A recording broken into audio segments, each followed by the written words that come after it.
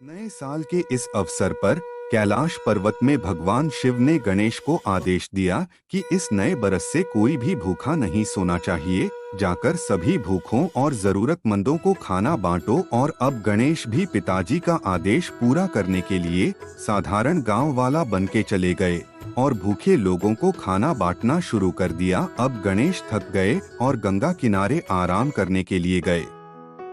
वहां पर उनका मुलाकात एक दुखी नाविक मोहन से हुआ। गणेश ने पूछा, तुम इतने उदास क्यों हो?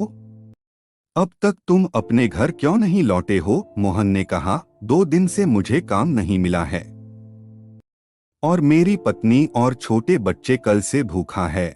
गणेश ने उसे खाना दिया, लेकिन नाविक ने कहा कि मैं मुफ्त में नहीं ले सकता। नाविक ने बताया कि कुछ महीने पहले उसे मौसमी बाढ़ में सभी धन डूब गया था। जब वह व्यापार के बाद घर उसने कहा, मैं मुफ्त में कुछ नहीं ले सकता, मैं हमेशा से मेहनत के फल में विश्वास रखता हूँ। कुछ महीने पहले मैं एक मेहनती और धनी व्यापारी था, मगर एक दिन जब मैं व्यापार करके नाव से घर लौट रहा था, गंगा का बाढ़ ने सब धन बहा दिया। तब से नौका में भारी रखने का काम कर रहा हूँ।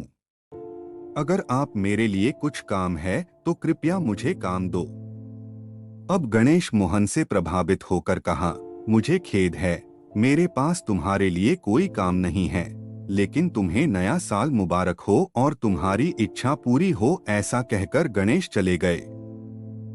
लेकिन अब मोहन को खाली हाथ घर लौटने का मन नहीं कर रहा था। मन को संभालकर मोहन जब घर लौटने की तैयारी कर रहा था, सटीक 12 बजे उसने नदी से कुछ आवाजें सुनी और कुछ देर में देखता है कि उसका डूबा हुआ नौका नदी में तैर रहा है।